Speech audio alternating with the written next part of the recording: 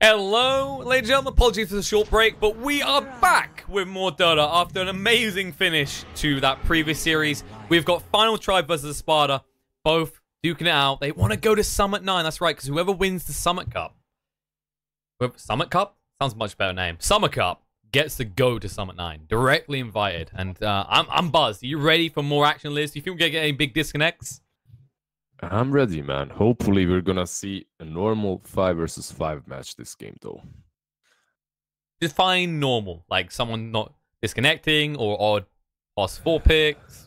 Like, yeah, someone not disconnecting, not getting tight hunter position 4, perhaps. I mean, I'm fine with whatever heroes you play wherever, but hopefully no disconnects. It's always hard for the team that disconnects, and if you lose 4 versus 5, then you just want to do something very stupid to yourself. So overall, it's not fun for either of the parties. So please, just a standard 5 versus 5 game with no DCs, with no pauses or whatever. Just a normal game. Is that too much to ask for? Tell me. Apparently so. I think it is. Okay, we're casting it, so it's not going to be ordinary anyway. Apparently, like, you know, we just decided halfway through a game we should have a musical show last time. So. Yeah, we didn't decide that halfway through the game. We decided that halfway through a 30-minute pause. Like, you have to keep the plebs entertained somehow, or they start attacking you. You have to know that. It's just go on your coffee break that you just talked about so much. But coffee break? Yeah, I mean, no, not coffee break, but your coffee obsession. And you know what? Here's an obsession. Mirana. Why, oh why, does she always appear in these drafts? And usually, first pick. Why? It's very simple. You don't want to ban her out. You have bigger issues. Usually what you want to ban out are these position 4s. Well, position 4s is what the Final Tribe decided to ban out, and the Espada decided to ban out some other cores that they were worried about. So Mirana kind of goes through there. Mirana is a hero that's super strong in the meta, but she can't be dealt with. So I suppose people don't really value her as a first phase ban, but they value her enough for a first phase pick, if that makes enough sense. You still have your Crystal Maidens. Actually, interestingly enough, they banned out Wisp. Like, he's still being banned out, and the hero does his business. He does his business. He gets to the lane, he heals you up, he pressures it. But honestly, there are stronger dual lanes right now, and I don't see it as the hero that's necessarily a phase 1 ban. However, talking about these picks, we have a very old classic on the side of Espada in Chen and Sand King. We're about to see if they're gonna go dual offlane together, but if they do, this lane was the strongest lane for quite a while, for some time. They were just ridiculously strong together. On the other side, we have already Mirana and Winter Wyvern. Mirana works decently well versus Chen. She has the arrow to sort of deal with the creeps, but overall, her power lies in her leap ability. Chen can pressure her on the lane, but it's very hard to get that kill. At the same time, we have a Wyvern. He's decent versus many creeps being together because of the Splinter Blast. Not really the greatest hero versus Chen, but because he isn't, there's this Witch Doctor. Witch Doctor with the cast completely nullifies Chen's creeps, as it lasts a lot longer when it hits the creeps than it lasts when it hits a hero. So overall, they already have some ways of dealing with this Chen, but a good Chen player can dodge those abilities overall and just own a game anyway. So all right, Wind Ranger. Now this makes me think, is this going to be a Chen position 5 or actually a Chen position 4? Because we've seen some Chen position 5s creeping in as well. And usually if you position that Witch Doctor as a counter to the Chen, you position him on your safe lane, and if the Chen is position 5, you completely dodge that nuisance as a Chen. So now the Final Tribe, they can maybe opt to go for a Doom. If they pick a Doom plus Winter Wyvern, an amazing dual offlane, then you can put Witch Doctor and Mirana on the safe lane, and then both lanes kind of defeat the purpose of this hero, the Chen hero. And the Wind Ranger, her laning stage is going to be diminished by the Witch Doctor seal. So the Final Tribe's draft already is kind of... It's a really good response draft to what Espada has going. But overall, I like them because they're all kind of bluish. That's why I like them the most. I like how you go through all of that analysis and then it just comes down to, I like the pretty colors. Yeah, there's just too pretty together. They kind of match each other, you know. If they ruin the matching color scheme, I'm done with them. I don't want to. You know what? It's going to be a full bait because what will happen is they'll look like they're going to match it, and then they'll have cosmetics that change the colors, and you'll throw it to Weirwood. You'll be done. Heartbroken. Full shebang. Heartbroken. But the interesting thing looking at this right now is I think we go back to thinking about the first phase for a second, is the fact that Bloodseeker wasn't banned and Espada ignored it, despite seeing the Mirana. Yeah, I guess they just valued the Chen Sand King pick a bit more. But in my opinion, you go for that Bloodseeker pick definitely if you see that Mirana. And the Bloodseeker is so strong in the current meta, there's just no reason to not go for it. What can Espada do though? What can they pick versus December? They just go for the Luna instead. Not bad. I'm more concerned right now that you're piling a lot of pressure on Sand King to deal with the Ember Spirit more than anyone else, or you just luck out with a good Shackle Shot. So right now it's like Wind Ranger and Sand King, like blinks quickly, please, or Ember runs the risk of just taking over the mid game. Yeah, they don't have decent cash for him, that's for sure. What you can do is maybe get a Monkey King mid as last pick to completely destroy him on mid, or get some hero that completely crushes him on mid. But what that opens you up to is a possibility that it's a side lane Ember, and then it's kind of hard. But at the same time, if it's a side lane Ember, it's most likely gonna have to lane versus Chen and Sand King, and it's not kind of favorable for him. So yeah, that's out of the option. So it's mid Ember, so you can counter him. You can take something to deal with that pesky Ember spirit.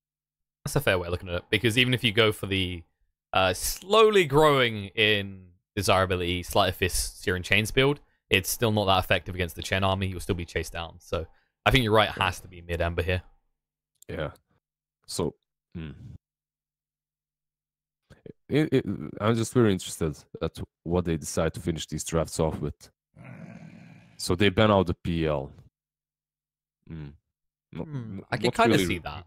Too much. Yeah, I mean, yeah, it's a decent lane. It's also like the way that Ember and PL fight against this lineup. It's that chaos that allows Ember to just be even harder to control. So you do get decent value out of that pick. And it has the flexibility of either going mid or going any lane actually, even the off lane. It's Lina, so overall it's a decent lane for them on mid, and they don't have to worry about this last pick. Whatever they get for that last pick, Lina shouldn't care too much. Basically, what they're saying is we have 4 heroes that are gonna fight all the time while this Luna catches up with that farm, and like they can provide a lot of pressure with these 4 heroes. They kind of solve that pick off. Once she gets her Shadow Blade, you kind of have a better way of catching that Ember. So there's that. But overall, the Ember still can be a problem for them. And there's an Invoker. All right, we were actually wrong. It's gonna be an Invoker mid, and then Charlie Ember Spirit. Era though playing Invoker, all right? This is Charlie, interesting. Ember Spirit. I mean, we said like it's worrying because the Chen's probably going to look for the matchup against the Ember. So it feels like we were probably going to see the Wyvern with the Mirana anyway, but the Witch Doctor with the Ember kind of mitigates some of the Chen army anyway with the cast bounces. So things could be worse for Final Tribe here with the lanes. In terms of where you put the Ember at least. Because obviously, we said at the start, Mirana plus Wyvern is super strong. I agree. There's a way though, if they...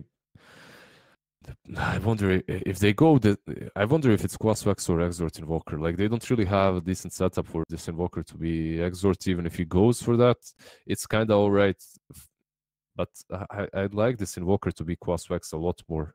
Yeah, I feel like if you go for Exort, you don't actually get those kills that super early because maybe you land an odd long range arrow, great, or maybe Ember gets Searing Chains, but until you start leveling into it, it doesn't hold people in place long enough.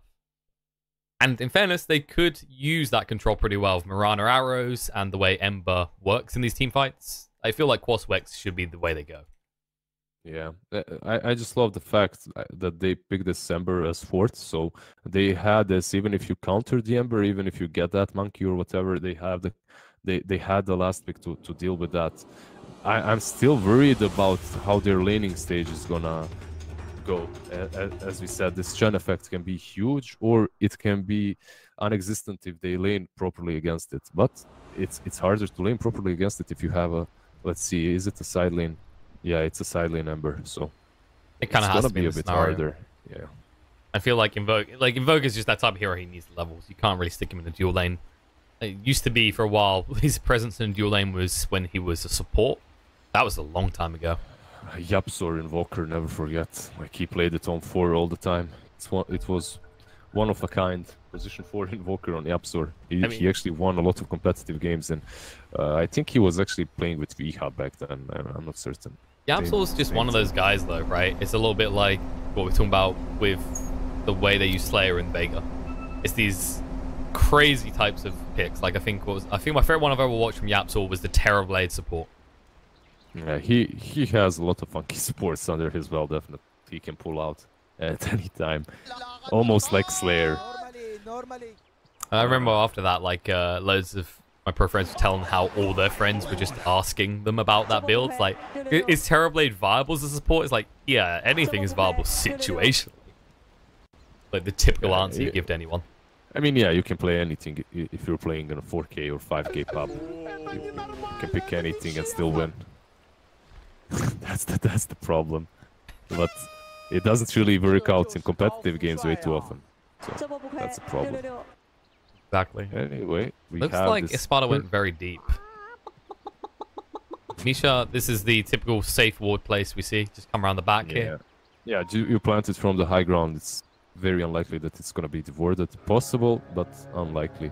At the same time, I wonder if they're going to stay like this, if Immersion is going to run top, or if Chen is going to... I mean, they cannot stay like this. One of them has to go and help out their Luna. She will struggle against this lane.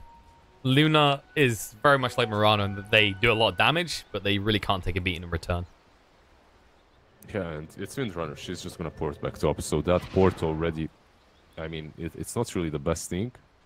But if you secure that rune on the bottom lane, it's kind of worth it, I suppose. You do get the rune, both of the runes at least.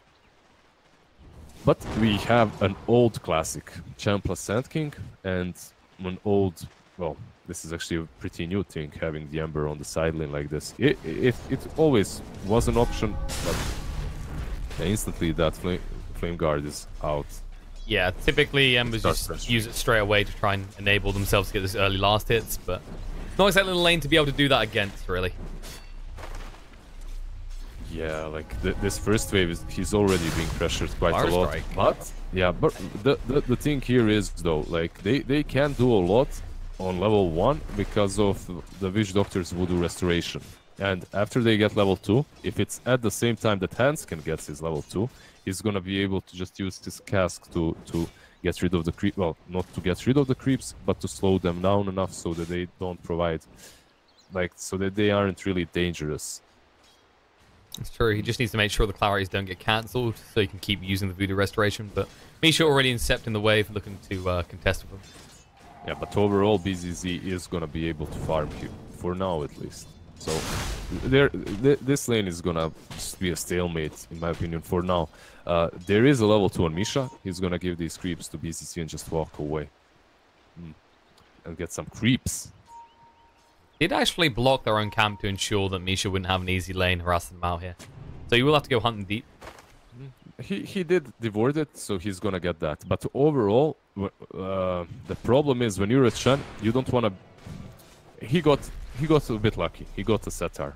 But usually, yeah, it's a really nice creep for the pressuring purposes. But overall, it's like you don't want to be there. You don't want to be next to a hard camp when you're getting a creep, because if you are next to a medium camp, there's a chance of golem spawning. And if you get those golems, like the game opens up insanely for you, as you can take 2 golems and have 3 stuns instantly, and then take another creep and have 4 stuns and the creep. So that's optimal. And this camp is actually blocked again. Yeah, this is going to turn into a game of wards between these two. And he's doing a decent amount of damage to Charlie. And straight away. Decent amount? He wrecked him, man. I mean, the problem is he had the Flame Guard on standby. That's always the issue. They know they can't easily get for him. And they're trying to just burn for his mana. But because Flame Guard's not that expensive, they're never going to achieve that outcome. Yeah, it's the Flame Guard and the Witch Doctor effect. So they're gonna do a lot of pressure here, but they're not gonna be able to kill him off, as you said. They're not gonna be able. At least they shouldn't be able, unless he maybe gets caught by BZZ. He'll be fine. Yeah. He's got the bar strike to get away. But I was about to say the other thing is because he's gone for the Flame Guard build, they have enough damage to break it every time. That's always the conundrum. So you don't have that much kill potential as a result of that. Unless they split up. Yeah, but you don't have the Maledict here, so killing someone is gonna be just a fluke if you get to kill anyone. Like if you saw how BZZ was low there, like Charlie played that perfectly well. The creep died, and at the same time he used the Searing Chains top lane immersion. Yeah, Janssen fans getting pretty aggressive onto immersion here. Janssen fan was getting super low himself. They did interrupt the south, but after it healed him up enough that immersion wouldn't be able to kill him with a level 2 power shot. Yeah. Overall, all these 3 lanes, when you look at the CS, Dire three cores are leading, but it's not really the case. It's not like they're completely dominating. Everyone is super close, and some of these lanes you expect to be leading anyway. Like the Lina versus Quaspex Invoker early on, you just have to expect that to be happening. However, this Invoker is moving in close to Misha. Oh, Misha, Penitence out. It's got the net as well. That'll just secure the rune, though. Yeah, just zoning him so that Lina gets the rune. While that happens, actually top, they get their hands on immersion. T-Tors. I mean, this lane. That's once again though. That's the type of kills that you shouldn't. It's a bit of a sloppy play to an extent, but you can understand how it happens. This lane is most likely, unless Chun gets very good creeps and rotates mid, this lane is most likely to have any kills on, because bottom lane, it's all about mistakes. If he gets no Flame Guard, or if he gets caught by too many Caustic Finales, by Ember, maybe he dies, but besides that, alright, actually BCC is super low here. Pablo's super low as well. He will be able to fly away, but he's had to use the Arctic Burn defensively, and he has some fans forced to use a leap as well. Meanwhile, BZZ in the bot lane, Burrow Strike away, means he will escape from Charlie. Like you said, this lane is pretty reliant on mistakes being made. But the advantage for them when they train like that, of course, as Misha just shoot, is that he can send him back to base, and he can TP immediately back out again. Exactly, sent him base, and now now Ember Spirit has no mana. Most likely he has to go. Oh, he has to go and buy a bottle. So that's a solution. That's a really nice solution too. So he has that bottle. He bought it from the secret shop, and he's back to the lane. However, Charlie, Penitence, root in place. He'll use the Flame Guard, but they'll stun through the Burrow Strike, the Shockwave as well. They'll get him low, but once again, hands can protect. The Voodoo Restoration plus the Flame Guard keeps him up and in one piece. Yeah, and the Soul and the Bottle Charge just completely heals him up again. So they might go for another round of this, though, as Hanskin, he has very low mana. He does have that Mango, though, so. But overall, this Chen wants to make an aggressive move because there's a catapult siege creep next to them, so. They need a full wave, though. Kind of the problem about that full wave, they can't really afford to dive the tower, even with how little mana Witch Doctor has. Fairness, he has got Mango as well. It's all these small things that do matter. Oh, what a mistake by Chun. He uses that smoke but does not connect with the creeps, so he's useless. He's slight problem. Yeah, he's smoked, but the creeps aren't. And you see this great ward that they have on the side of Radiant. Like, they're gonna scout out these creeps. Immersion? Okay, he's fine. Has the fan was getting close there. Had one more leap, but didn't want to commit for a support kill. But like you said, Chen spotted out. Look at Ares position straight away, just under the tower, being defensive here. Yeah, just very unfortunate that he used the smoke the way he did. He used it with the courier, so he didn't connect on all 3 of his units. It was under a ward in the first place, so it was unlikely it was going to actually pretty much him. Yep. It's fine. There's the Maledict is annoying, so he has to back up fully, but level 1 Maledict can do a lot if you're a very tanky individual, but you're going to have to get BZZ down to like a third of his HP to see results. And overall, Chan's rotations were completely thwarted by this one ward on mid, and now he's just forced to go back bottom and pressure this lane. And so far he pressured it well when he was here, but overall he's not succeeding at completely asserting dominance across the map, and that's what you want to do with Chan early on if it's possible. It's not possible in every game, especially not when you're playing versus heroes like Witch Doctor. But the problem is later on, Winter Wyvern is decent versus him. Yeah, you get a lot of HP on the creeps, but Winter Wyvern will slow your pushes down by a ton just by killing off the normal creeps. So your creeps are gonna be susceptible to dying to towers. Bottom lane, On Charlie again. I'll hold him in place. We've got the shockwave available as well to throw out. But the Flame Guard protects once more. BZZ needs to be careful because the Maledict. They do get the Satyr creep as well. And this is the problem. This is exactly what you don't want to see from your Chen. But he's going to try again. Penitence, Sparrow Strike. It's just had this heal. It's only 1 point, but it's doing everything. They're going to lose the cheat at the whole Chen another army. good deny. Top lane. Nah, he's fine. Pablo's just going to escape. BZZ Wait, they're going again. He Epicent as well. BZZ wants this kill to Charlie. And the Penitence through means they'll slow him enough to kill him off. He walks away from Hanskin, and he pays the price. I mean... Well, they're going to go there. Have enough mana. Yeah, he had enough mana for Cask, so... Maybe he shouldn't have moved that far away without checking where Sand King is at first, but overall, this is the first time that they got him, and you can't be satisfied. As a champ player, you can't really be satisfied. As a Sand King player, you can't be satisfied on this lane just now. You needed to do more. It's alright, but... I know Searing Chains like that. Is it enough? That's the question. I mean, that's kind of conundrum. Like, you want to just, like you said, roll over the map. One lane, then another, then another. And he tried once mid. They had good wards for him. And in this bot lane is so limited because of the Voodoo Restoration. Yeah, he tried a couple of times mid. The best thing that he did when it comes to that is provided that Arcane Rune to Lina once she was getting to get it. Once she was going to get it. But overall, like, not a ton has been done so far. I feel like one of the big issues in this lane is that not only the Chen's, but also the Ember's power spike comes at free, right? So, like, you get the second creep. But Charlie gets the second point Flame Guard, and he absorbs most of your gank. And that's kind of the issue, is that they've kind of equaled each other out as a result. So it's hard to find those kills unless mistakes are made like we saw. There's one thing, though. This Invoker does have his urn now. And, yeah, he moved towards the... He moved towards the bottom bounty, hoping that someone is going to go and try to contest it. It didn't happen, though. But overall, this guy is going to be on the offensive from now on. Alina did win. She has 70 CS. Awesome fan, taking a lot of damage. LTW gets stand next from Lucent Beam. We get the kill. Nice quick move, and Chen will be a little bit upset as he was up here, but Misha was not needed at all. Yeah, he's up here still though, and it's minute 10, so they have 2 catapults, and maybe they get something out of this. With a Luna? Wyvern should already be. Winter Wyvern should already be on top, maybe defending this. As if he doesn't, they have to do something about this. He's not doing anything though. He's got the TP at the ready. Handsome fan has TP'd in. Arrow through, eliminates one of the creeps straight away, and like you said, smoked up, moving in. Error wants to make a play here. A little bit too far away. They're already reluctant. They know something's up because all they see mid is Wyvern. Yeah, like it's a dead giveaway.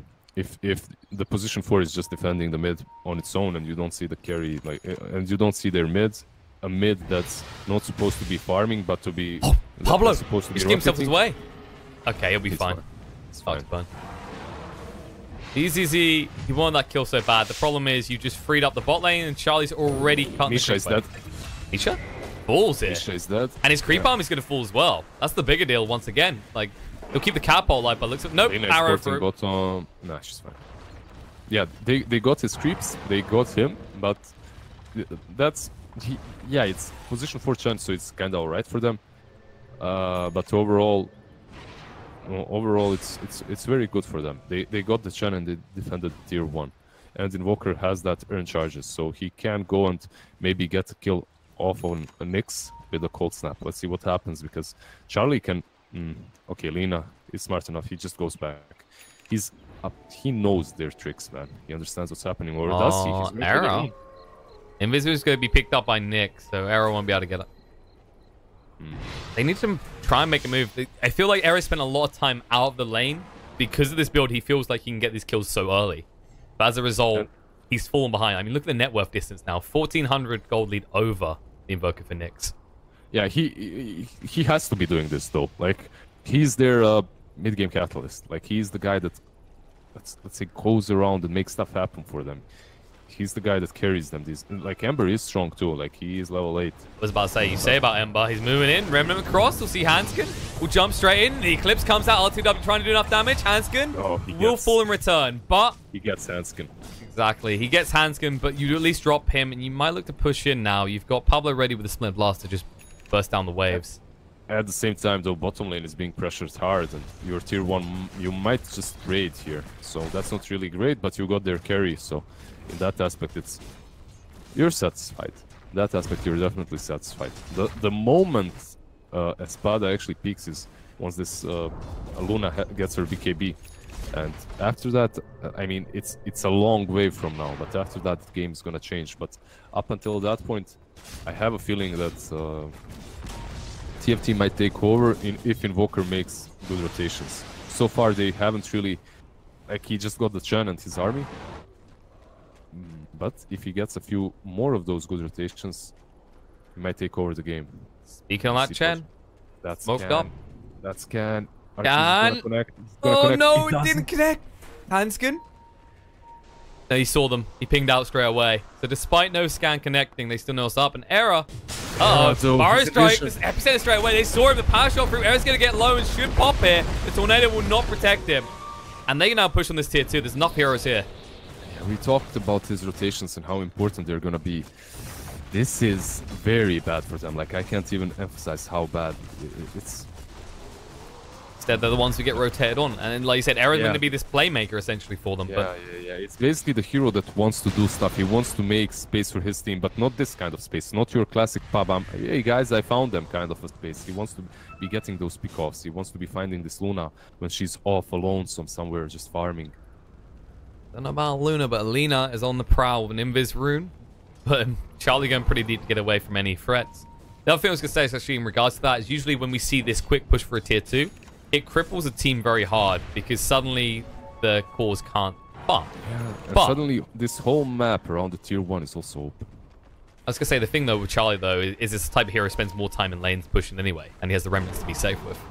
But, like you said about the tier 1, that should now fall. Oh, this guy's coming out. Arrow connects on the Nyx. Trying to move in. Charlie getting right on top of this. But, BZZ here. Fire strike through is good. The cast will follow through. The yours as well. Now the Eclipse coming out. Mitch is in full retreat with it, though. And they'll jump in. Charlie looking for more. They're looking in return. They send Nyx to base back just in time. He'll live. The cold snap won't proc him out, but Immersion won't be so lucky by the looks of it. He's going to turn around with the focus fire. Charlie getting low. He sits on the arrow, though. Immersion will fall. They've lost LTW already. 4 die on the side of Espada. And Final Tribe, they lose nothing.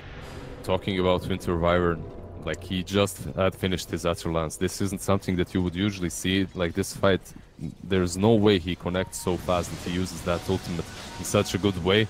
But as he just finished that Lance, we talked about his power to farm because of the Splinter Blast. They kind of left him on mid very early on to just outpush and to get as much gold as possible. He's sitting on 4k net worth right now, almost 4k.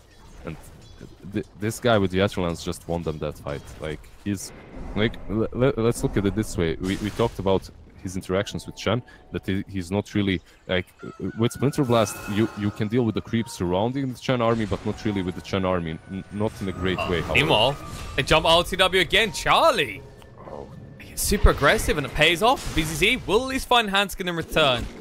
So 1 for 1, but you just traded your POS 5 for their POS 1. Yeah, this is the second time they trade Hanskin for Luna, right? It's super good for them. They have to be satisfied with this.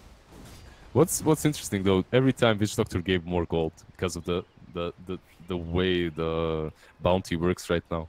So the Luna gave less gold than the Witch Doctor both of these times. That's very interesting. One way to get you gold towards the BKB is actually going for the Dragon Lance first though. Yeah, Dragon Lance into BKB. Pablo? It's alright. It's a normal build. BZZ's pinging out. He knows Pablo's around here, just chilling with his taunts, and now Pablo in a little bit of trouble. Tries his Lightbird to get across the tree line. Can he make it in time? Sandstorm use as well. Blink for BZZ keeping sight of this. He'll go for the TP out. And no, they can't see. The ping's coming out, but BZZ, look at this. 1 tree difference. Did he use this Quelling Blade on time? Like, did he have it earlier? I think he did. I think he did. Unless he had it in his backpack. Maybe, but if he used it to just give Luna the info, the vision, like she could have used Lucent Beam on him and canceled that port. They still seem to be focusing. Maybe he used it. Yeah. They still seem to be focusing around this bot lane, just trying to farm up. They want to take that mid tier 1 so badly, but so far, Final Tribe done a fantastic job of defending it. Yeah, they defended it fantastically, but at the same time, your Luna has this whole right, like it's not bottom, it's not top, this whole right area of the map, like everything that's right from the mid is completely Luna's. She's farming it. Nyx A little bit of trouble here. They see him. The cold snap comes out. The spirit vessel. Uh-oh. You'll straight away try and get out. The tornado thrown out too soon. The arrow dodged perfectly, but Nyx, he'll still die because of the Death Water Maledict. And now the power shot thrown to Era will not have any follow-up, as Lina is actually most of their damage at this stage. Yeah, some very interesting spells being thrown there, but overall they can rotate into a tier 1 after successfully killing that Lina. And they can take this tier 1. They can be the first team that gets this tier 1 on mid. The tier 1 that's arguably the most important, as it opens up the map so well for you. Well, with the shrines being in the game, it's not as important as it used to be, but it's still the most valuable tower nonetheless. It's still like half the time to respond to a Roche as opposed to the shrines. Yeah. So it's pretty big. I think the thing here for Espada, though, is that they don't care as much because of the lineup. TFT don't really take Roche that well. And Era. Pretty deep here. Era hunting again. Like, this is all that he has to be doing all the it's time. It's gonna go. LTW, cold snap, and there's a spirit vessel. No way he gets away. There's TP's in. LTW trying to hide. The hand of God to help him out. He needs to reach the shrine. In time, it's going to be close, but it will still fall. The Shackle Shot return. Era not taking much damage from immersion. There's going to Barrel Strike cross and the epicenter, but no PCC interrupt with the Searing Chains. Charlie moving in right now, and Era looks like he's going to escape, but Charlie, he's going on the hunt. He wants to kill him. PCC will get it. Immersion as well. Charlie. Remnant through. It's going to be close, but immersion dodges out. It'll be sent back to base. And in the mid, though, they jump in, and they do find this Lina. She'll yaws up, but when she comes down, she ate an arrow, and now she will eat a death. I mean, Espada, they're falling apart on 3 different sides of this map. Like, this Invoker with crossbacks is just tearing them apart. Like, he's making so much space for his team. We talked about this, and he has a vessel now.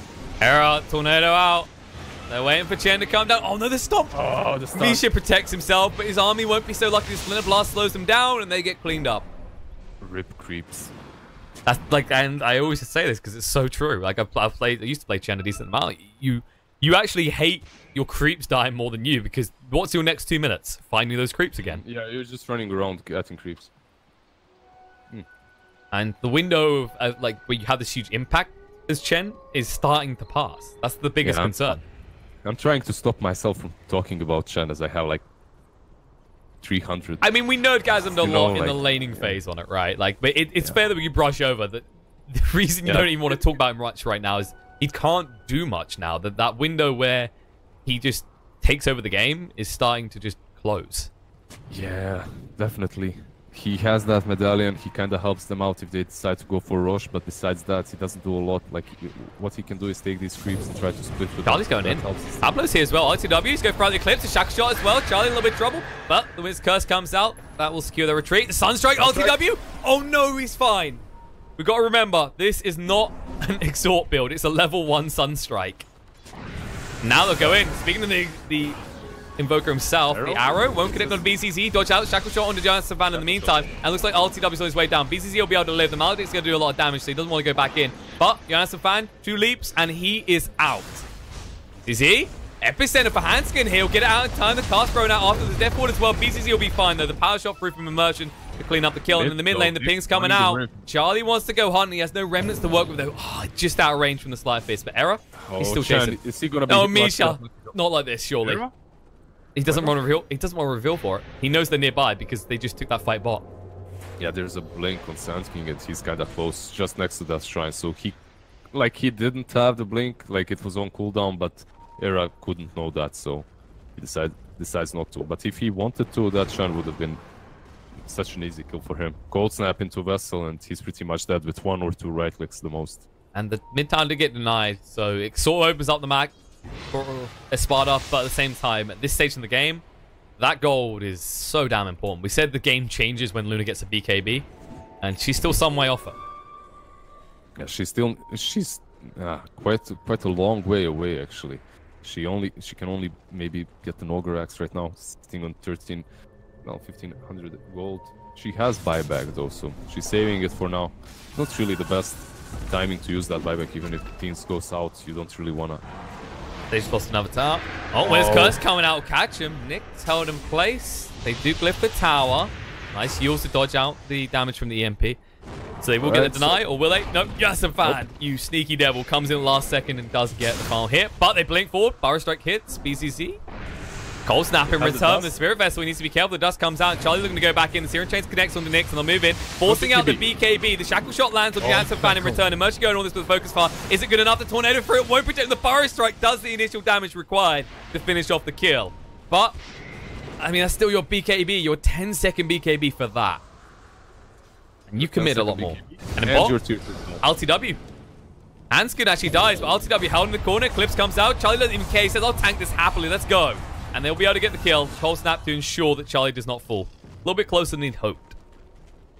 Yeah, overall, these engagements are not favoring Espada at all. Like, yeah, Luna is getting closer to that BKB, and they're not losing map control, and that's good for them. But losing that tier 2 there, and using the BKB on Lina and only getting the Mirana out of it, arguably not worth it, but... Kind of a scenario where they had no choice. Yeah, when Luna gets her BKB... Yeah, that's a ban. Burrow Strike actually stacks stuns on top. There's a Light Strike rare through as well. It's going to be close with Nyx. Oh, they Shackle Shot as well. They're trying to get the double kill here, but Pablo, he'll protect. And now the epicenter from BZZ, he'll look to move in. The Handsome Fan take a lot of damage. The Burrow Strike through should clean him up with Pablo as well. But Charlie jumps the back line and finds skill in Nyx. Now Era chasing through onto BZZ. He might be a little trouble. The Maledict comes out. The Cold Snap still proccing through. And it'll run out, but the Spirit Vessel's on top of him. He knows he's going to fall now. He'll be kind of happy that he got that double kill, but not worth it when you lose your Lina as well. I mean, overall, Pablo made a perfect counter initiation there. He blinked in, used his Winter's Curse, and you could see that he did not want to use Cold Embrace on Mirana, even though she was shackled. It's basically, you don't really want to keep her in that spot there. And he was reluctant. He hesitated. He didn't use it. He kind of used it in the end. And because of that, like a second or two of hesitation, it allowed Sand King to refresh his Burrow Strike, to have it off cooldown again, and to use the Epicenter and just clean up both of them. So overall, it's not super easy for him to use his Cold Embrace to heal his allies in team fights this game, as he always have to be on lookout that what he's actually doing is setting up for the enemy team. In's coming out. Speaking of Wyvern, he has got that Bling Dagger now, so as we see it used again. He is just so rich. Like, this Wyvern is 7.5k net worth. He almost has the Aeon Disc as well. I feel like this is going to be the hero that creeps into TI a lot more than people realize. We're already seeing it creep into the meta anyway. But it's just like you said, it farms really well. And to be honest, Winner's Curse is a fantastic setup for a lot of abilities in the game. I mean, the hero hasn't changed at all. Like, I know, it's like people forgot he existed though. Yeah, like, alright, 716, 5% more slow on the Splinter Blast, and a bit more damage, a little less mana. But overall, the hero, like the basics of the hero, he's always been the same. A hero that has a lot of gold always, as he pushes out the waves very well, and the hero that has that blink and Netherlands and can change the way these team fights go. The problem is the only reliable stun that he's got is bottom lane. BZZ? Epicenter's been used here. Mistakes made. Oh yeah, get that. Yeah, get that small camp. Finish it up. No. Finish it off, BZZ. Use an Epicenter for this. It needs to be worthwhile. Man, using Epicenter for small camp and not finishing it off, like... Oh, they used the dust as well. He saw the Ghost Walk effect on one of the units. But that was pretty awkward. They had the vision on Charlie, but Charlie wasn't hanging around at all. They thought they read him correctly. The good news for them is the fact that ILTW does now have that BKB. Yeah, from this point on, they can take favorable fights. The problem is if he uses that BKB and he gets Winter's Cursed. But besides that, he should be free to just run around the fight and just kill off anyone, as it's not gonna... he's not gonna be CC'd any longer. That's definitely true. I feel like right now, Immersion needs something to deal with that Cold Snap combo, because he doesn't have that right now. And he's not building Smoke it. Happening, 5-man smoke coming from Espada. But look at the positioning. Are they going to go into the pit? They have to. They might, yeah. I mean, we said already, they do Roche a lot better than Final Tribe. They're the ones you have to watch the pit for. And look at this. Wyvern knows, jump in, the Winner's Curse comes out, trying to delay me. Only hits the creep, though. No! They'll be able to clean up the Aegis, and they need to jump in right now. They want to do the Burrow Strike through. Charlie delayed. The Tornado way too late. The BKB used LTW. He's looking to move forward. Nyx did pick up the Aegis in time. They will just fall back from the picks. They already lost immersion to Charlie. But they're going to chase them. The BKBs were used. BZZ held in place. Got the Burrow Strike, but he can't use it. Stunned as well, but the arrow is going to fall. And now LTW sent back to base. Just trying to delay them a little bit so they can't find additional kills. But Misha, He won't get away. They see him. The Spirit Vessel with the cold snap. He's gone. Right. They need Yules on someone just to deal with the sandbag. The sandbag is not really an issue. It's not as big of an issue as it used to be, as it's been nerfed to 6 seconds at any level. It's no longer the insane 3 seconds for sandbag. But if you get the Yules, you can deal with that. So there are no heroes escaping. But overall, even though that Winter's Curse was used on a creep, unfortunately for Pablo, he positioned himself well and did everything right. But it's just, there's so many creeps there that mistakes happen. So. Oh, even though that happened, they won the fight. Nix. Arrow. Oh, the Yules, but now they can get on top of him though. Charlie can move forward. The cold snap comes out. The Spirit Vessel as well. Nix is going to fall here, and that's the Aegis already popping. He's got the BKB, but he needs backup right now. Done through. Power Strike hits on the Charlie. Now the Eclipse coming out, taking a lot of damage. Can they get him in time? He's going to dodge out and move to the Remnant. The Winter's Curse creates the space, and Nix uses another BKB charge, and they find nothing for this. Yeah, you can't continue charging at them. You lost your BKBs. Like, TFT can actually turn this very easily right now. He's going up though. He's got the epicenter. Has to blink defensively, and I mean, we just saw how rich that Wyvern is we were talking about. He's got his Aeon Disc now, which just got popped, but...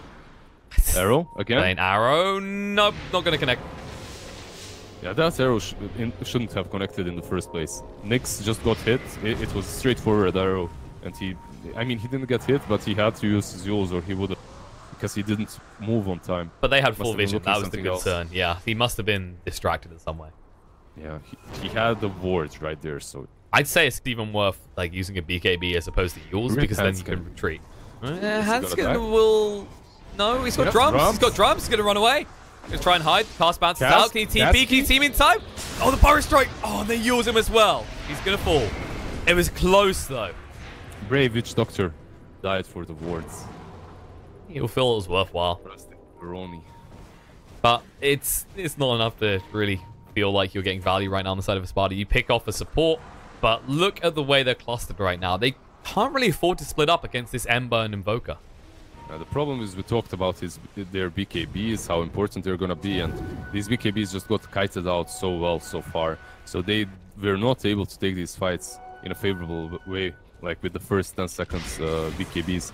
Lina's on 7 seconds right now, and Luna's BKB is getting lower and lower, and so on 8 seconds. So it's still, it's not a reason to be alarmed, but they have to think about the way they take these fights from now on, as they can't let them just run after the BKBs are used.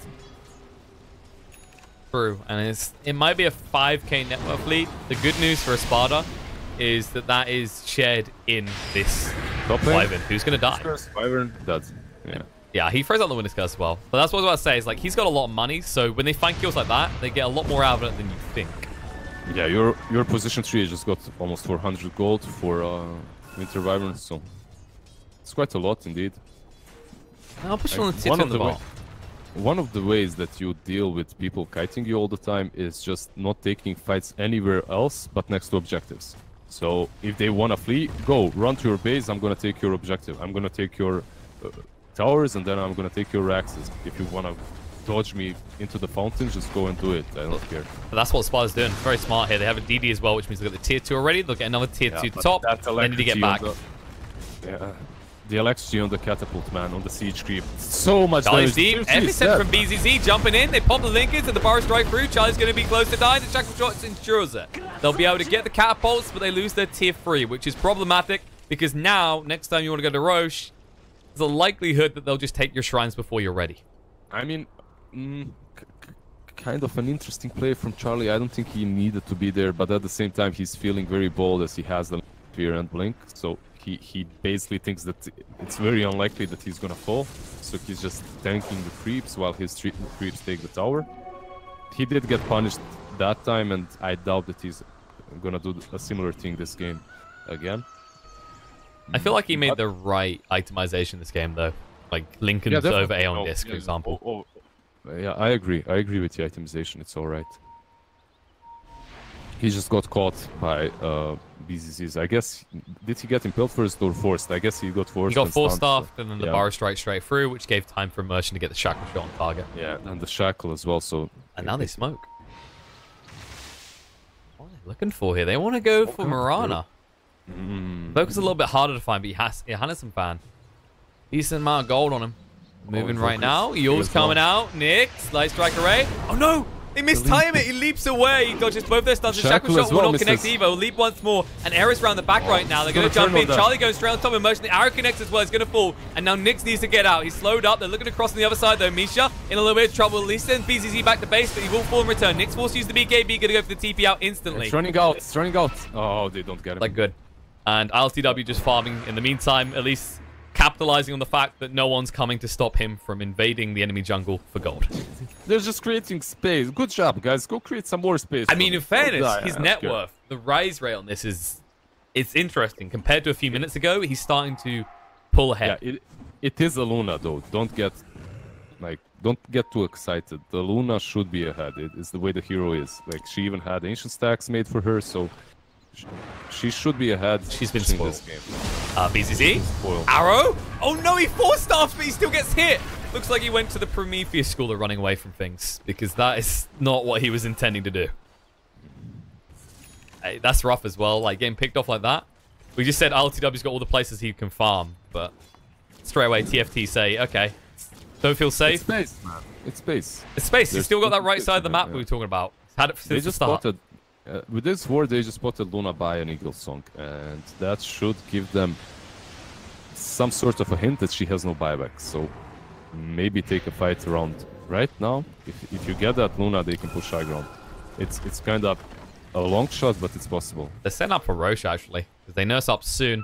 They just took the shrine at the top, which is the more important one, and you can already see how Espada are so restricted.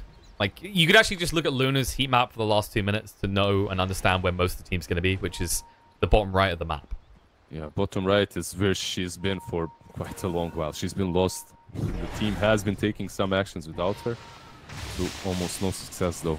But they haven't really been punished in any real way. After losing that tier 3, the only thing that they lost is this shrine on top. And I mean, I don't want to take like, this shrine is actually super important for Espada, as it's the shrine that opens up rush fights for them. Oh, winner's curse used. BZZ, they got an arrow. No, the creeps get in the way in time. They mistimed it a little bit, and BZZ will be fine. They do at least force immersion back, though. The Winter's Curse was on a creep again. That's why he... It's not the biggest cooldown, though. You can try and make those attempts. No, of course, it's not the biggest of deals, but at the same time, they had vision on him, I believe. They could have maybe used it on him. It's also kind of demoralizing, right? Like, twice. Big scenarios where, for example, if they get that kill there, they can push high ground. The previous one, they could have got Roach. They've done, like, maybe... We've seen 2 bad curses out of 10, so overall, it's not the biggest of deals. It's all right. On bottom lane, they see Charlie again. Move in. They pop the linkers. The bar strike through. Can they control light strike array just in time? And Charlie will disappear to the Laguna Blade. They actually might push in off this. They got a Luna after all. Why not? We have a butterfly now. Like, at least force the buyback. Yeah, exactly. At least they have to force the buyback. There is a Winter Wyvern and an Invoker defending though, so you're gonna have to use your BKB, I believe. Holding on to it. We'll just poke and move away. They were trying to see if they could get Ember to commit. I think this is always the issue with this type of heroes. Like, same with a Storm Spirit, for example. Ember Spirit can move very quickly, so if you go a little bit too deep, you get punished instantly with the buyback. Yeah, and Mirana was pressuring top, so you kind of have to deal with that as well. Your top lane is actually taking a lot of damage. The thing is, though, they already lost the tier 3. I mean, you don't want to lose another one, but... It's not as tragic of a deal as it would be. Yeah, for example, if you have an objective that you get returned. Because your shrines are already open, so it's not as disastrous. Sparta, once again, just always so stacked together. And Final Tribe, they're starting to respect this and do the exact same thing, especially with Roche coming out very soon. Oh, shackle shot. Connection there. Hans getting a little bit of trouble. The tornado through to protect him. The cold embrace as well. He should be fine with the winner's curse coming out. LTW. Whoopsie daisy. They're going to try and do something about this, but the lowest order to protect. The BKB coming out. LTW just run down Hanskin. BZZ creates the space at the other side of the fight, so they can't look to re-engage, and they're in full retreat. Overall, you can't be happy that you died as Hanskin, but at the same time, Luna did use her BKB, and it's down to 7 seconds again. Like, so... Again, you bait out the BKB and you lose the position 5, which isn't really great for you, if they do not take this rush, it's worth it definitely. If they go for the rush and they take it, then it's not. But they've already been read though. Final Tribe have the scan. They know they're not going for Roche. They're hanging around, looking for a response to an assumed Roche. Yeah, that's kind of interesting to see.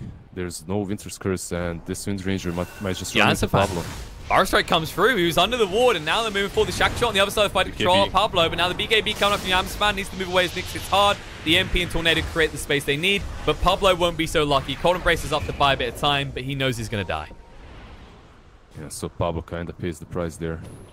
Overall, they're still hunting, though. He's going. They're going to move forward. Shack Shot hits on the Hasanas for Van. He's got no out this time. BKB on cooldown, which means he's going to fall. That's a double kill for Immersion. There's no buyback on Mirana. Oh, this Wind Ranger's doing so much work, and now, like you said, no buyback. LTW just goes into your base. It's a Lunar after all.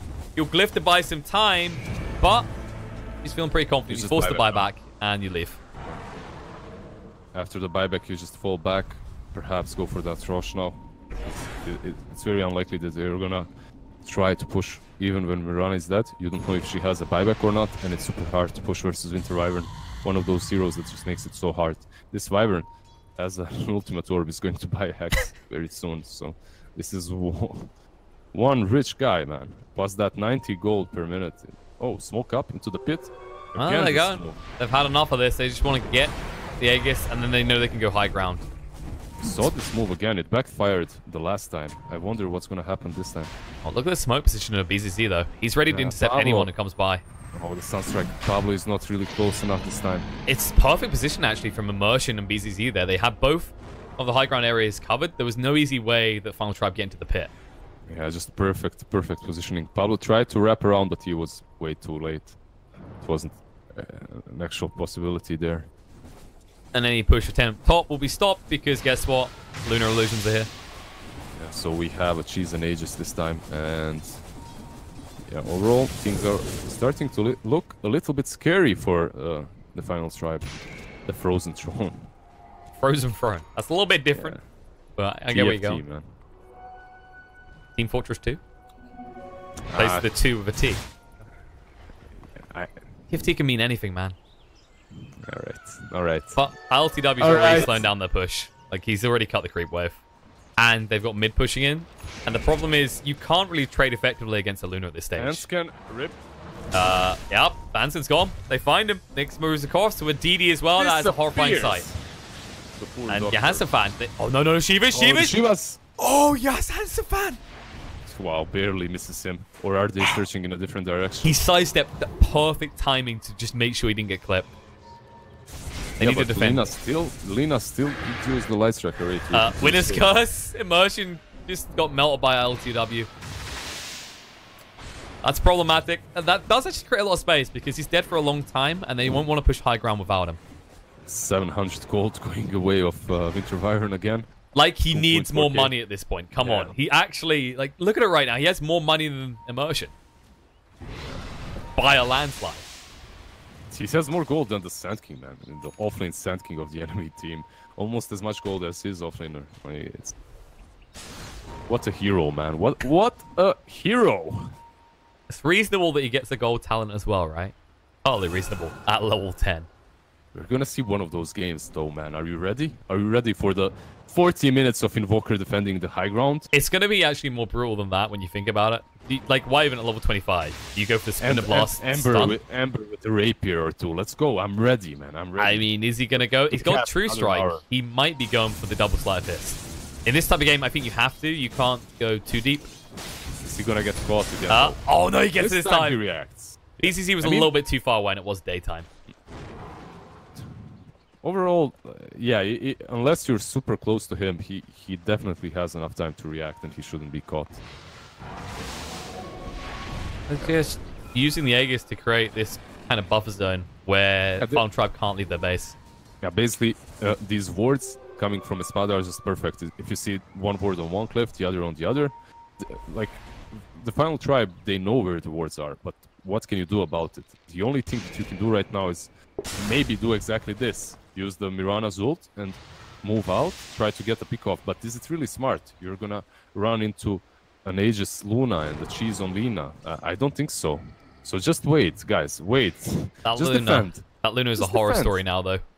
Yeah, Take take this game to minute 90. You kind of have to. You're in this scenario now where no one can really man-fight this Luna. Sure, you can use the Winner's Curse to make her kill one of her own, but Nyx, down half HP. Let us all protect. I wonder what happens. Can they stop this Luna from just taking this tier 3 if she uses the BKB? She could just There is a BKB and play. walk in right now. They got Glyph. BKB, take it, and then go for Shrines. That's an option for them. Yeah, Glyph coming off cooldown soon. But they need to buy some time, and what better hero to do that than Invoker? Totally reasonable. And while that's happening, Johansson fan just keeps pushing top. She's still way too careful with that. The BKB. It's still not 5 seconds. Once it's 5 seconds, she's gonna be throwing it way more often and more freely. But right now, he cherishes those seconds, man. He wants to keep them. It's precious. And that's kind of interesting to see how that affects behavior of players. Until they're down definitely. to that, they are so much more defensive. Exactly. Sometimes the team starts making better decisions once they lose, like a side, because they stop thinking about it. Someone is pressuring them on 2 sides, like splitting them, and only one side is left. Usually it means that the team is in a great disadvantage, but sometimes it makes a more cohesive way of thinking, and the team acts better together. It's interesting. Similar to the BKB story, as once the BKB is on 5 seconds, maybe he's not going to be as reluctant to be hitting these high ground objectives.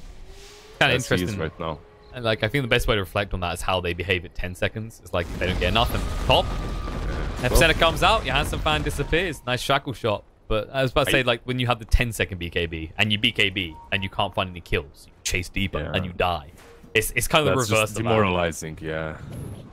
There is a silver lining for TFT right now.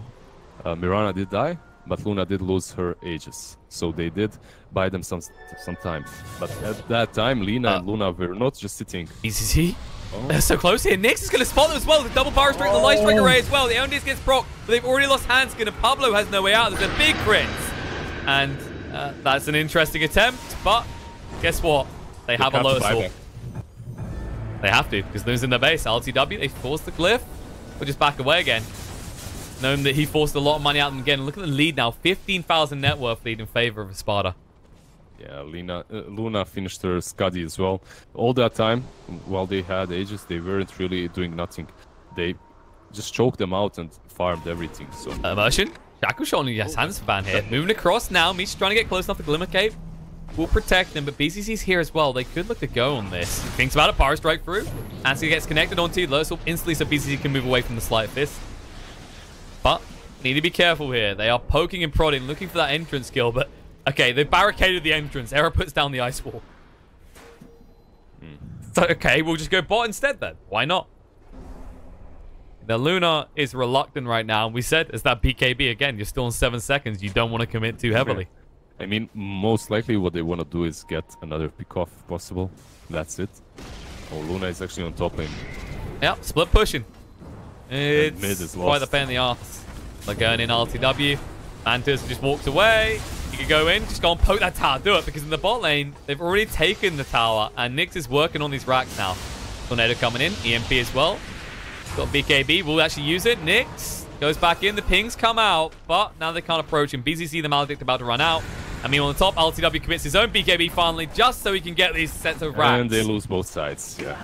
Oh, that's just grim. Just being tugged back and forth like that. Do you remember, like, 2 minutes ago what we were talking about, how some teams, like, if you pressure them from both sides, they make wrong decision. And right here, like, the only good decision for them was to go and fight one side. Like, even that decision is but it's hard to make, because then they might just flee and you lose the other side. They found Nyx. BKB coming up from Immersion, actually. Just trying to run down here. EMP onto Nyx. They will be able to land the cold snap, surely. Yep, stunned in place. He can't do anything. Has to try and eat the cheese, but it's not good enough. The hand of God won't protect Miva. Epicenter comes out from BZZ, but Charlie, he should just about live. The shackle shot is good on the Era. They can't follow this up, and now the Eclipse from LTW. He can't get close enough. He's slowed down. The Power Strike throw. Connecting on the 2. The Meatball return. BZZ's taking a lot of damage here. The Spirit Vessel's well. The chop through. He'll fall. LTW has to leave his team behind, and Misha, I don't think he's going to be so lucky to make it out. Or is he? Pablo is hunting right now, Misha. His heart's got to be going 1,000 miles an hour right now. He'll look to retreat. He'll make it out on the other side of the fight. Searing Chains, LTW. Charlie being pretty ballsy with that haste. He's feeling pretty confident, but his team is nowhere nearby. He'll have to let them go. Time for Walker to catch up. He can't catch up quick enough, despite being all vexed. But overall, I mean, that fight, it was a nice chase from TFT. They were a little bit angry. It was a nice chase, and it's because these guys already used their BKBs, so they couldn't really turn and fight. But overall, you lost two sides, and like it's good that you won one single team fight in which you killed their mid and position 3 opening. But overall, it's not really great. You need to do more. And with this Hex on Invoker, maybe some pickoffs can happen again now. Quite possibly. We've seen the power of the Sheep Stick in the previous series. Once you get to this point in the game, those BKBs become a little bit irrelevant because you can easily disappear in 2-3 seconds. But I think the biggest issue, like we said, is those racks. Right now, Final Tribe are always going to be looking back at their base. The objectives are what matters the most. Amazingly enough, in Dota, objectives are important. Probably more important than kills. Those buildings, man. Like, if you lose them, you kind of lose the game, so... Oh, yeah, that's why they call it... Well, why do they call it Defense of the Buildings, then? Defense of the Ancient. It's a building, man. Yeah, I mean, it's one building. I mean, come on. There you go. Don't cherry pick. So there you go. That's all right, then, because theirs hasn't died. They're still on this. Still got more buildings they can throw at Espada, and this time Espada has to go down one lane for them. And they're smoked up as well. The smoke just got popped. Pablo? Oh, blinking by BZZ, gets hexed up straight away. The Limit should protect him. Doing a lot of damage. Hand of God looks to turn around, but the Winner's Curse coming out. LTW held in place, taking a lot of damage in the meantime. The Shackle Shot is decent, but it won't drop them. Era trying to stand his ground, but now the Eclipse coming out means they have to all retreat, but Era won't be so lucky. They hit way too damn hard, and they're chasing more. Pablo in a little bit of trouble. Merchant jumping around the top. He'll turn around. The Hex coming out in your hands, off they pop the Lincoln. He might be in trouble himself, but the Cold Embrace will buy some time, and now LTW running over to Pablo. They proc out the Elandis, and it looks like LTW in a little bit of trouble. Johansson found the BKB, jumps forward. He hits too damn hard, and BZZ will hit the deck as well. Drops a gem along with it. And the rest of Espada look to retreat. Immersion wants no more of this, and Nyx is already down to half HP. He cannot fight. It didn't really look like it's gonna go the way of TFT, but they just lumped together so much that Ember. I saw Charlie. He was running to the side, thinking like abort, like I'm going back, but then he just turns, uses one Sleight of Fist, and just shreds through them. Man, it's actually 2 Sleight of Fists, right? Yeah. So you just quickly press both. As against a few targets, it's almost unnoticeable. But being that Sleight of Fist, Nyx in a little bit of trouble. Has to use the Yule's defense. He has no BKB available. The Shivas to try and buy time. Charlie's reluctant on this. He doesn't know what to expect. He just needs to go in for it. Dodges out the Light Strike Array, but now the Shackle Shot. He's unsure if he can go, and as a result, no, you can't, good sir. 2 big crits of 1,000. He definitely could have if he just went for it at the start, but then just being reluctant is what did him in. And now his team can't really push. Oh, Hex coming out though. Motion, he might open this up for them. He's got the wind run in 1 second. Forced to use the BKB. We'll be able to run it off. But where was the arrow? Look at the bot lane. They need to go back right now. Yeah, there's a lot of farm there. It's the range. Yeah, it's the range that they're gonna lose here, most likely to the catapults if they let this go. But overall, Hanskin has to tank it. Taking a lot of damage actually. But there you go. Catapults, they lock on. Range racks is going to fall, and that is a big error. Not sending back any of your cores to deal with this. I mean, Invoker spawned and he went straight top. It's something that you care about, but it's not the end of the world if you lose that range racks. Like the melee racks is what you really care about. You care about the ranges definitely as well, but at this point in the game, it's not the biggest of the deal. A smart tactic from TFT pushing down the top lane though. The arrow connects on the Immersion. They need to move in right now. The buyback coming out from Ember, and they're looking to move in. There's the Cataclysm used. Immersion's just going to go pop. And that does stop the Roche attempt, but instant buyback. They want to contest this because they feel like TFT are going to try and take it themselves. And they'd be right to do so. That is the Refresher Shard one. This Mirana hits so hard right now. They have to find a way to deal with her too. Oh, the arrows? No, Nyx, he learned from his experiences at the tier 2 mid. He's not going to fall for it again. He's walked to the side of them, okay? Don't just run in the direction like you're playing fetch. Yeah, most likely what they need to do right now is get a pick off before going for that rush. And Immersion is going so deep right now. He sees Pablo, but Pablo quick with the blick. I mean, if they can at least hold this high ground area, they can go for the Roche. Yeah, just hold this, ward it up, like Misha is doing right now, and then try to go for Roche. However, you have to be worried. Yeah, you have to be worried about that secret shop area as well. Because if that's not warded, they can just always go from there. They're doing the right thing. Do they just go for base? They could. Because TFT have over-invested in defending this Roche pit right now. And they're perfectly poised to just walk in and take those racks. But nope, they're going for kills. LTW, Glimmer Cape Dart. Pablo ran into Lucid Beam and the Hex straight away. The Aeon Disc will protect. BCZ through with the Burrow Strike. And no, LTW! He catches the arrow, and that was not what he was intending. The use of the curse comes out, and Nick's forced to fight on his own with the BKB doing big damage to the crits and Light Strike Array. He'll just shred through them, and Johansson fan in full retreat here. No more crit procs, but on the other side of the fight, Immersion does fall to Charlie. Charlie has to retreat, though. And movement forward, BZZ stuns him off the Burrow Strike. Arrow again on LTW. The Cataclysm once more. He's getting low, and this time he won't be able to fight. The Hex coming out. LTW will fall, and Nick's already on a triple kill, though. He is man-fighting all on his own. The Satanic's on cooldown, though, and disarmed now. They'll just look to surround him and outnumber him. He can't handle them, and he will fall. BZZ needs to get out, but guess what? Your Chen won't be so lucky as it's 4 falling on the side of Espada. And now, for Espada, man. Now they can go into the Roche pit. They can force these buybacks. Like, as soon as they start being split up on different sides of the map, trying to defend, they've been taking very good team fights. And I mean, overall, oh, Diero again. Oh no! Yeah, that's a fan. He's got the Lactate on him. BCC's hurt pretty hard. I don't know if he can still go. He's got the epicenter. He's going to want to. He knows he has to stop this happening. And yeah, Hansen fan, he can pick him off. There's a double damage right in front. They're saving it for the guys on what. Maybe they want to push after the Aegis. So that's the thing. Saving that DD in that way is very smart. In fairness, Sanking couldn't afford that play anyway. He didn't have the buyback. But like I said, DD is going to be picked up after they finish the Roche, as they won't feel that friend. And there you go. They've got the Aegis, they've got the Cheese, they've got the Refresher Shard. And suddenly, Espada, that lead they had, it's just disappeared completely. They gave the Refresher to Winter Wyvern of everyone. She's been doing a lot. Like it.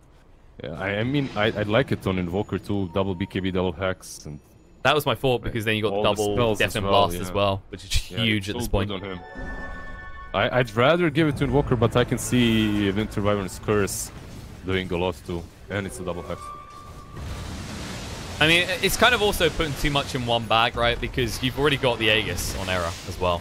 Yeah, that's true. That's true. It's the inventory slots, just them alone. But these Zeros, man, from Unison fan, they've won them this last team fight 100%. Connecting on ELTW 2 or 3 times at least. Pablo was trying to look for an opening there. They were stacking to defend LTW, but thought they'd back off. They do get the tier 3, but they'd already taken one, so it's not that tragic of a loss for Espada. Arrow, error. No, they won't chase on to him. I thought they might actually come over and try and defend this. Like, it's very funky as well, because these 3 arrows are usually something I don't take. I know how good they are, and I love them. It's the vision factor. The vision factor is huge, but this is honestly the first time I've seen them have as much of an effect. Like, as they... It's been pretty crazy. Like, I've never seen them do as much. Like, they... Basically, these arrows brought them back from the grave, like... It's kind of like being against, like, a PA hoping for a crit, right? It's like, that arrow, if that hits, it's so game-changing. Yeah, this Mirana just... I mean, we saw around the Roche pit as well. It gave full vision anywhere BZZ could come from. Speaking of BZZ, Hexed up, needs to be careful here. Oh, it's okay, he's got the Lotus Orb out. They won't touch, and now he has some fan moving forward. It's a little bit overly aggressive. He hasn't got the BKB stunned up, he's going to just dread. He's with a curse? No, the tornado! They've just stopped any chance that the LTW is going to fall here. And now Charlie moving in deeper. The second Winner's Curse coming out, but no one's the LTW right now. His own illusions will hit him, but the Magic on as well. The BKB on the other side of the fight. Immersion just trying to run down Pablo. But no, the Cataclysm. Hand of God. LTW trying to stay low. Got the BKB. The Satanic is out. He can finally heal up and turn around. And now Error forced to retreat. Pablo's going to fall. No! He falls! Again, Chen, LTW doesn't get more. He gets sent back to base, and now he's finally back. But can he do enough here? The Hex coming out in the hands of Fan. They pop the Linkers, but they don't stun him up. And now going to work with the Eclipse. They'll find the kill in the Error. He's going to be back up in 3 seconds. Can he turn this into the question? They've already lost Moran on the other side of the fight. Now Charlie is going deep. They Hex up on LTW, but he's still living. Can they get rid of him? If they can, they can turn this fight. He's getting so low, he wants to move on, but no! He pops to the Maledict, and Charlie comes in for the back foot, catching on to BCC and Nyx. Nyx has no BKB to walk with, but he will run down Pablo at least. He gets hexed up, and he should fall as a result of this. But BCC needs to retreat. They've invested everything they have. They'll be forced to use the buybacks. But look at this. TFT, they need to go back for their base right now. Their throne is going to be in a lot of danger. And if they can buy time, BCZ, he's got no mana to work with, so he can't try and duke this out. But if Charlie stays here with them, Look at this. RTW's going. He bought back for this. He's going to go straight for the throne. Nothing to stop him. Looks like this is going to be game because Hanska just has to retreat. No mana to work with. They're going to TP back right now. No, they get interrupted. They can't. They get stunned. BCC stops Charlie from getting back, and now the Glyph to try and buy time. No BKB on the RTW, but Nyx, don't worry. He's going to try and carry this. RTW just soaking up on the BKB coming out Satanic, and they will be fine. GG in the end. TFT. Maybe they had a chance to defend that if Charlie got back, but BCC with a perfect stun interruption on the TP.